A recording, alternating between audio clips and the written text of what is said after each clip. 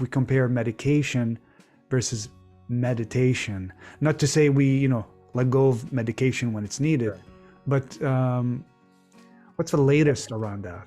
Yeah, certainly as a physician. And there's just a research article that came up recently about MBSR, mindfulness based stress reduction, comparing it to medication for anxiety. And is this your sense as well about the effectiveness, like if we compare medication versus meditation, not to say we, let go of medication when it's needed, but what's the latest around that? Yeah, certainly as a physician, I prescribe medications. And for some people, so one, the study that you're mentioning, really well done study by Liz Hoagie at Georgetown, showing, like you mentioned, showing that MBSR may be as effective as medications for anxiety. And this had been shown for depression years ago. A lot of work done by like Zindel Siegel and Willem Kuyken and others, in Canada and also in the UK, showing that that mindfulness-based cognitive therapy, for example, is really helpful for depression to the point where it's first-line treatment in the UK. So I think there's just growing evidence base. And the way I think of it is that for some people, medications are really helpful. So for example, with anxiety, the number needed to treat is 5.2, which means for every 5 people, one person is going to benefit, show significant reduction in symptoms with a medication. That's with our best medications.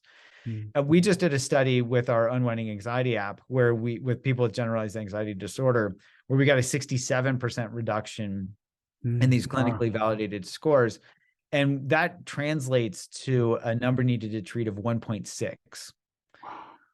So here, we didn't directly compare it to medications, but that number needed to treat, the lower the number, the better. Yes.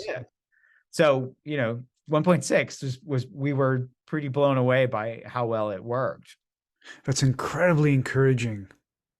And how does the app work itself? So if you can share a little bit about those who might be interested. So what is it?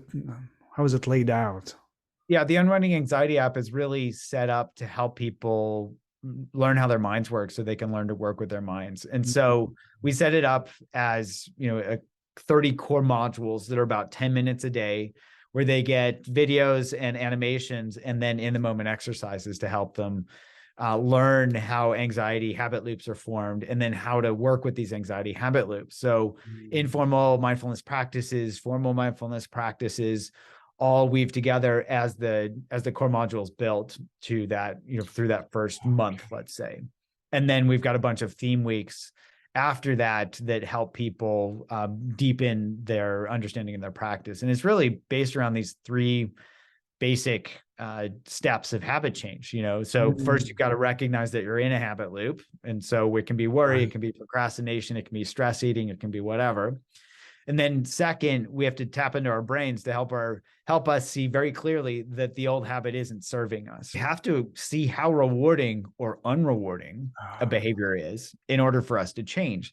And if we explore that gratification to its end and see that something is absolutely not serving us, we're going to become disenchanted with it. And that's that second step, is we can't just tell ourselves to stop worrying. I'd love if that worked, because then my clinic would be much easier. Right. Yours would as well. You just, stop worrying. Next. Yeah, just stop it. That's right. Yeah. Yes. So there we can start to become disenchanted with these old habits. And then we can bring in this third step. I think of it as finding that bigger, better offer, which comes back to curiosity.